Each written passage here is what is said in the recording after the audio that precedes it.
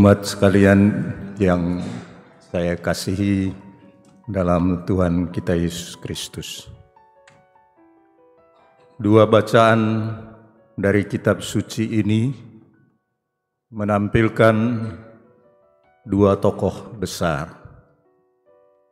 Pertama, dari bacaan pertama ialah Petrus. Dia begitu yakin dan berani menyampaikan berita tentang Tuhan yang hidup. Tadi dikatakan kepadanya dan dari dirinya dia mengatakan, jadi seluruh kaum Israel harus tahu dengan pasti bahwa Allah telah membuat Yesus yang kamu salibkan itu menjadi Tuhan dan Kristus. Jadi Petrus menyampaikan agar orang Israel tahu dengan pasti bahwa Allah telah membuat Yesus yang disalibkan itu menjadi Tuhan dan Kristus. Itulah bentuk keteguhan dan kekokohan iman Petrus akan Yesus, Sang Mesias, Penyelamat. Tokoh yang kedua dalam Injil ialah Maria Magdalena. Dia begitu mencintai Tuhan Yesus, maka hingga dikubur pun dia datang untuk merempahi jenazahnya, menangisi Yesus. Bahkan dia disapa oleh Yesus sendiri, "Mengapa engkau menangis?" Dia mencari Tuhannya, dan dalam keterbatasan manusiawinya yang belum memahami misteri kebangkitan Tuhan Yesus, dia berkata, "Tuhan, jikalau Tuhan yang mengambil dia, katakanlah kepadaku di mana Tuhan meletakkan dia, supaya aku dapat mengambilnya." Ungkapan itu sebenarnya memperlihatkan bagaimana Maria Magdalena begitu mengasihi Tuhan Sang Guru itu.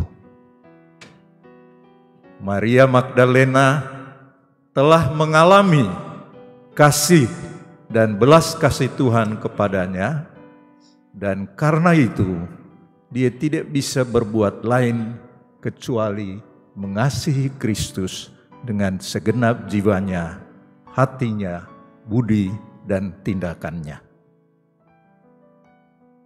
Saudara-saudari sekalian, kita merayakan Ekaristi ini dalam mengenang diri Paus Fransiskus, tokoh besar, karena humilitasnya atau kerendahan hatinya, karena simplisitasnya, kesederhanaan hidupnya. Dia menjadi besar karena tindakan kerendahan hatinya. Beliau kita kenal benar-benar paus yang bagi saya adalah paus out of the box dalam rangka menghidupi Injil. Dalam refleksi saya ada 3 hal mendasar yang melekat erat pada dirinya, ya mungkin juga diinspirasikan oleh 2 tokoh besar di atas tadi. Dan 3 hal ini pasti menguatkan kita sekalian. Yang pertama ialah bahwa Paus Fransiskus mengimani dengan sungguh-sungguh Tuhan Yesus Kristus sebagai utusan Bapa dalam misteri Tritunggal. Iman yang kokoh dan teguh seperti Petrus yang digantikannya itu dimiliki oleh Paus. Kristus yang tersalib adalah kekuatan dan kehidupan, jalan terang baginya. Hidupnya boleh dikatakan berjuang, berusaha untuk membuat Yesus hidup pada masa kini.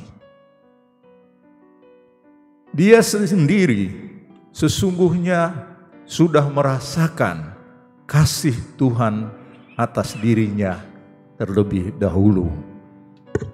Maka moto hidupnya juga sebagai paus ialah miserando atque eligendo, memandangnya dengan kerahiman dan memilihnya.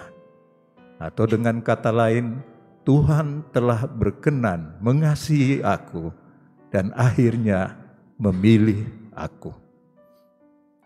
Moto ini diambil Paus Fransiskus dari sebuah bagian homili Santo Bede, yang seorang imam yang mengomentari kisah Injil tentang panggilan Santo Matius yang berbunyi dalam bahasa Latin, vidit ergo Jesus publicanum et quia miserando atque eligendo vidit ait illi seguere mei.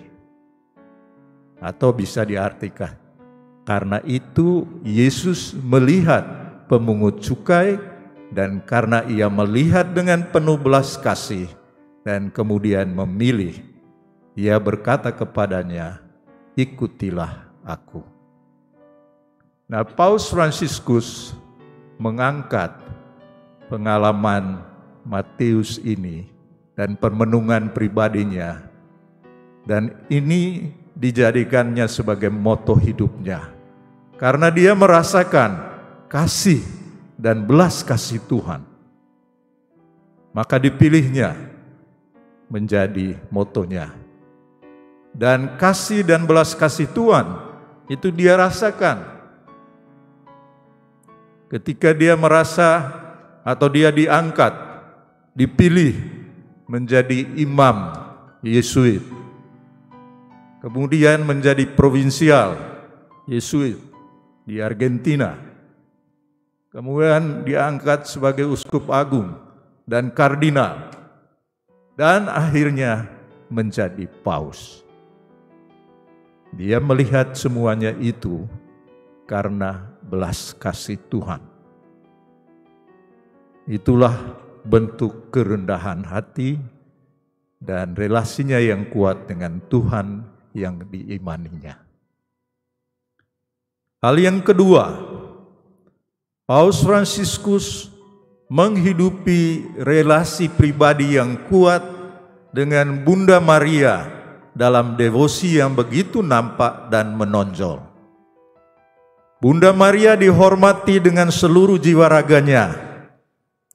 Saat dipilih sebagai paus, sehari sesudah itu, dia segera menghadap Bunda Maria di Basilika Santa Maria Maggiore di Roma, salah satu basilika terkenal di luar Vatikan. Dan selanjutnya, setiap kali beliau memulai kunjungan kemana saja, entah ke luar negeri dalam kunjungan pastoralnya, dia pasti singgah dahulu di basilika ini untuk berdoa dan mohon berkat perlindungan Bunda Maria. Menghormati Bunda Maria boleh dikatakan baginya merupakan pelaksanaan permintaan terakhir Yesus disalib. Ibu, itulah anakmu. Dan kepada Rasul yang dikasihinya, dia berkata, itulah ibumu. Wasiatnya juga ialah agar wasiat dari paus ini ialah agar dia dikuburkan di salah satu tempat di Basilika Santa Maria Maggiore.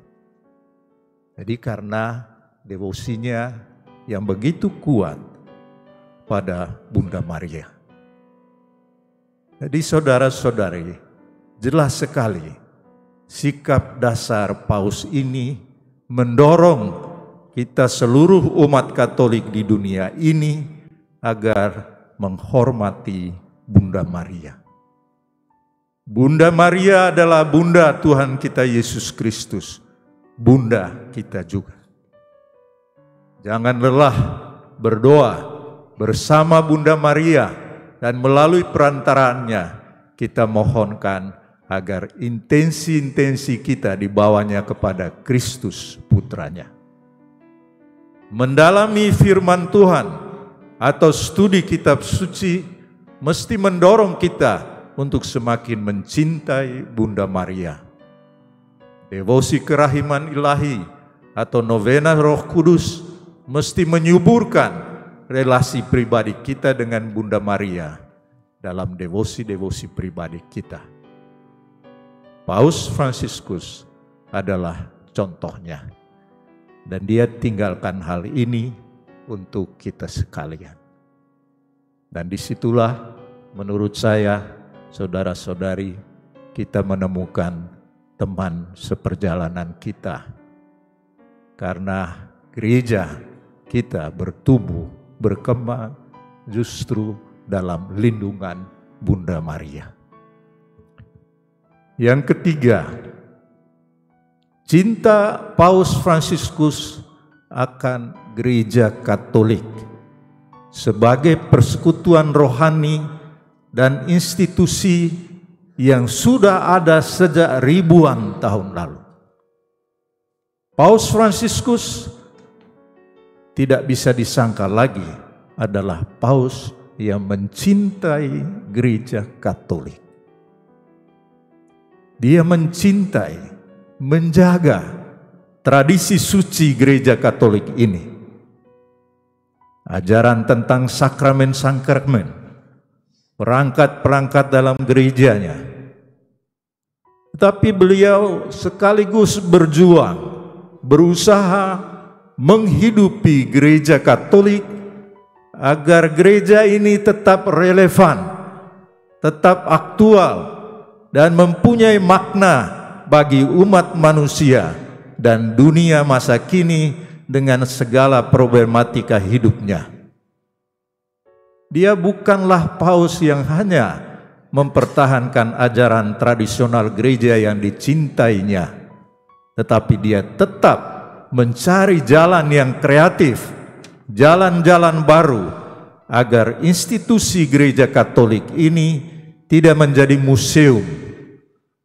Dan ajaran Injil Kristus meneguhkan, menemani, mengarahkan, serta menanggapi persoalan hiruk-pikuk perjuangan manusia masa kini. Paus sebagai pemimpin gereja Katolik bertekad agar gereja yang dia pimpin ini, dan untuk kita semua, gereja ini mesti menjadi gereja yang relevan, yang aktual, yang punya makna bagi dunia masa kini. Gereja yang adalah kita semua jangan sampai menjadi sebuah menara gading. Gereja yang kita semua ini jangan sampai menjadi institusi yang usang. Tapi gereja itu gereja yang hidup dan berjalan bersama umat manusia dalam suka duka perjuangannya, berjalan bersama alam ciptaan Tuhan pada masa kini. Karena itu, saudara-saudari, kita bisa memahami melalui hidup pribadi dan ajaran-ajaran paus ini, ensiklik-ensiklik, surat-surat pastoralnya, ajaran sinodalitasnya. Paus Fransiskus meminta perhatian kita semua untuk mewujudkan bersama dan terus-menerus melakukan hal-hal ini hingga akhir hayat, baik akhir hayat hidupnya Paus Fransiskus dan akhir hayat hidup kita masing-masing. Selama kita berjuang Mari kita mencintai gereja Katolik dengan cara yang dia lakukan, mempertahankan tradisi gereja Katolik yang sehat, tetapi sekaligus juga kita mencari jalan-jalan pastoral baru yang membuat ajaran Injil, nilai-nilai moralitas Katolik itu menjadi relevan, menjadi berbicara untuk kita manusia ini. Jangan sampai Injil itu tidak berbicara apa-apa terhadap hidup kita, hidup manusia ini. Dan itu yang dilakukan oleh Paus yang dipanggil Tuhan. Mungkin kita seperti Maria Magdalena menangisi kepergian beliau. Tapi pasti beliau juga mengatakan, "Mengapa kamu menangis? Jangan tangisi saya. Tapi hiduplah. Cintailah gereja Katolikmu. Cintailah gereja keuskupan kita ini. Tempat kita secara lokal menghidupi iman kita kepada Kristus, menghidupi devosi kita kepada Bunda Maria, dan sekaligus juga menghargai tradisi yang begitu kaya dalam kehidupan gereja Katolik kita. Dan kita berusaha agar kekayaan nilai-nilai Injili gereja Katolik ini, nilai-nilai moralitas, nilai-nilai lainnya dari gereja ini tetap aktual, relevan, dan punya makna di tengah dunia dengan segala macam pemikiran-pemikirannya, modernitasnya.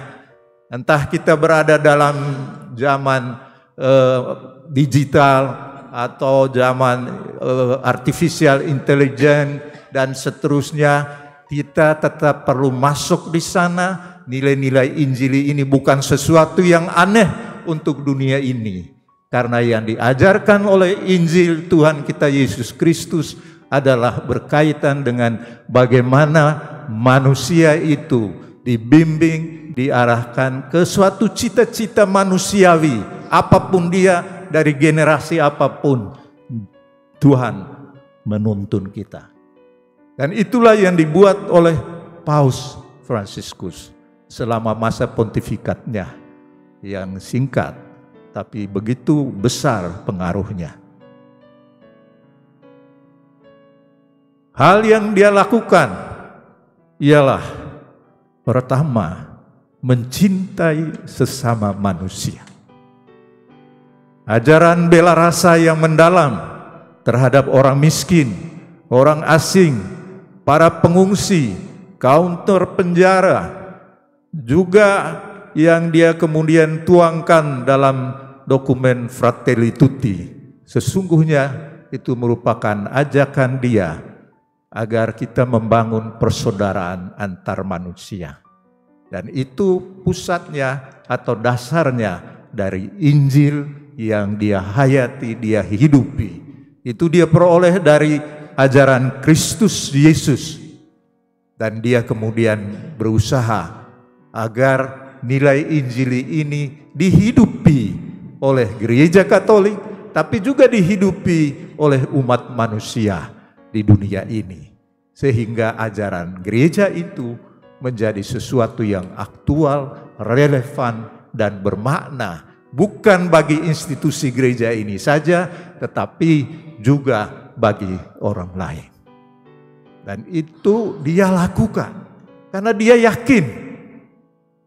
Dan saya kira disinilah saudara-saudari, maknanya kita juga mengingat dia, mengingat kematiannya, tapi juga sekaligus mengenang nilai-nilai kehidupan yang dia wariskan kepada kita. Nilai-nilai Injili yang kita hidupi adalah sesuatu nilai yang amat berharga, amat aktual untuk menemani perjalanan hidup manusia sampai kapanpun. Apalagi dalam masa kita ini. Hal yang kedua ialah ajarannya untuk merawat dan menjaga ibu bumi, lingkungan hidup, yang sebenarnya bertitik tolak dari pembaharuan diri manusia, agar kita manusia ini tidak menjadi sombong, tidak menganggap bahwa kita menjadi pusat alam semesta ini, tetapi kita adalah manusia yang dipanggil untuk merawat dan menjaga alam ciptaan agar baik adanya, yang sering kita sebut pertobatan ekologis. Tapi pertobatan ekologis ini bukan semata-mata untuk memperbaiki alam semesta ini, tetapi juga sebagai bagian dari perhatian kita untuk melindungi sesama manusia, terutama yang lemah, yang miskin, ataupun juga menyadarkan orang-orang yang kaya bahwa apa yang menjadi tindakannya haruslah berkaitan dengan pertobatan ekologis. Jangan sampai tindakan-tindakan itu malah merugikan bukan hanya alam semesta, tetapi sesama manusia. Itu ajaran yang kita tahu dari dokumennya Laudato Si. Juga yang kuat disampaikan kepada kita ialah bahwa dia mengajarkan agar kita membangun dan memperjuangkan perdamaian dan keadilan dengan mengajukan satu pola tatanan ekonomi dan politik yang berkeadilan serta kesetaraan antar manusia. Tata politik yang berpihak pada yang lemah dan berbagi kehidupan dengan yang mengalami penderitaan. Itu juga bagian dari cita-citanya agar nilai-nilai kehidupan ini masuk juga dalam dunia politik dan perhitungan ekonomi.